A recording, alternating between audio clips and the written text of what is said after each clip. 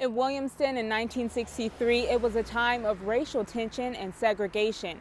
Many of those marches and protests happening right here on these streets. I spoke with several people who tell me about that moment in time. We couldn't go to the restaurants. When we went to the movie theater, we couldn't sit on the lower level because they had signs up there, whites only. One of the best restaurants in town, they had a little hole about big as, not just big enough to get our sandwich, and we had to stand outside and order.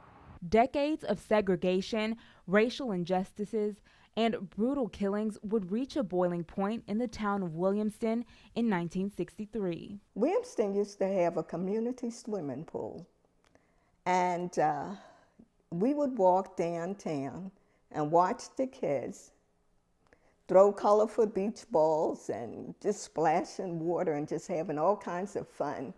But we were not allowed to go in. Verona Smith Stevens remembers it like it was yesterday. And we would stand there with our little fingers clenched through the fence, just watching with envy at the other kids playing.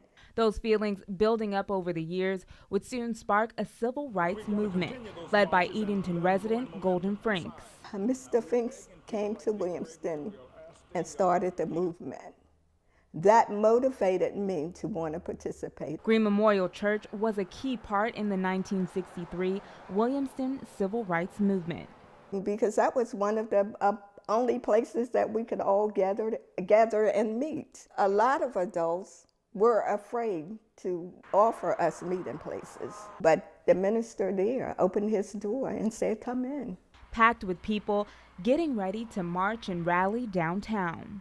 We went every night and to church, and we would protest in front of the city hall, sing songs, and as we would march, they spat on us.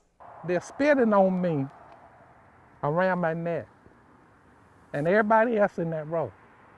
My collar was so wet, I could wring it out. Bond and Smith say the movement, made up of mostly teens and young people, was nonviolent, but many times the sit-ins would take a turn for the worst. We ran into John Howard and Styron Bonds, and the four of us decided that we would do something on our own. That night we went in Griffin's Quick Lunch in the White Sacks. And when they saw us, the place became completely silent. They picked up the chair from the back and held it over our heads. No, don't bother them. The owner said, "Don't hit them, that's what they want you to do." And the police came and asked us to leave, and we said no.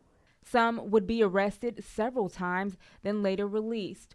The movement also boycotted downtown businesses in hopes of a change. These leaflets were passed out for black people not to buy and encouraged us to go out of town.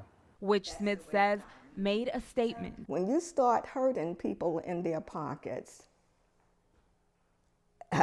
you really effect change. Many of these memories, both Smith and Bond will carry with them forever. Comparing that day and age to now, they say all of the hardships, marching, and arrest were worth it. Yeah, I'm glad I did it. They knew what they could lose from the protests, but also what they could gain. I'm willing to die for the cause. If anything happens to me, it would have been worth it because I helped make things better. For Hidden History, Amber Joseph, 9 on your side.